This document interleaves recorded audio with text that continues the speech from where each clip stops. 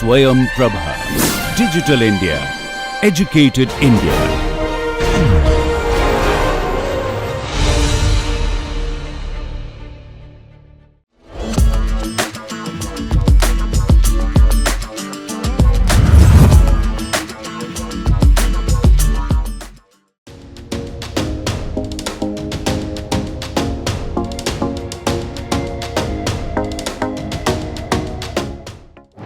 Greetings everyone. Today me Pranad And I, Kushagra. are going to present Newton's third law of motion for all of you, and we are from Sun City School.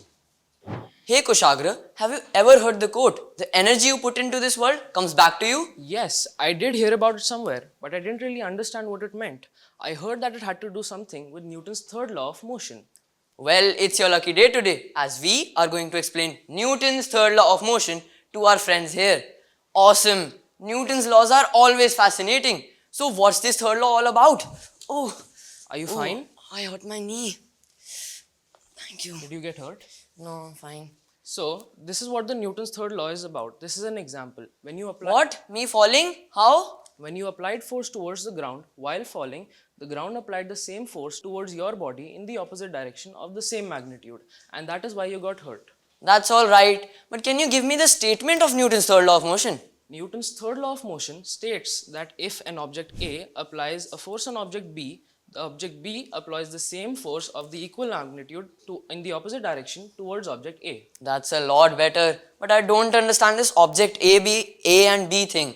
And I am sure that they also don't. Can you give me some real life examples? Yes, the first example is when a diver tries to jump off a diving board, he applies force towards the diving board, and the diving board applies the same force towards the diver. Thus, the diver is allowed to jump.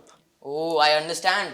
Just like how when a rocket launches in the air, the thrust is in the downward direction and the rocket moves in the upward direction.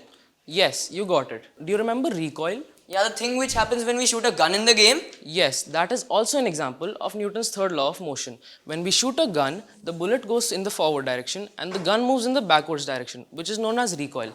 The shooting of the bullet is the action and the gun moving backwards is the reaction.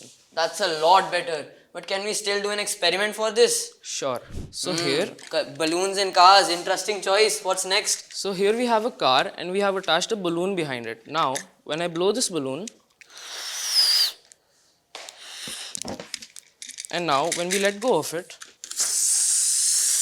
the car moves forward. So as we can see, the air rushes out in one direction, and according to Newton's third law of motion, every action has an equal and opposite reaction. In this case, the cars move forward. Yes, you got it. This also proves that in nature, force always occurs in pairs.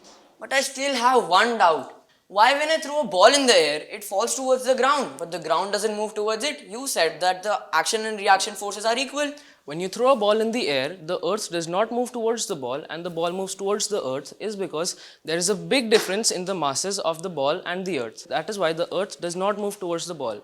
And also, there is also one limitation of the law which says that this only applies on contact forces and not on non-contact forces. Phew, this was an easy one. I hope I score full in physics this UT. I hope so too. Thank you.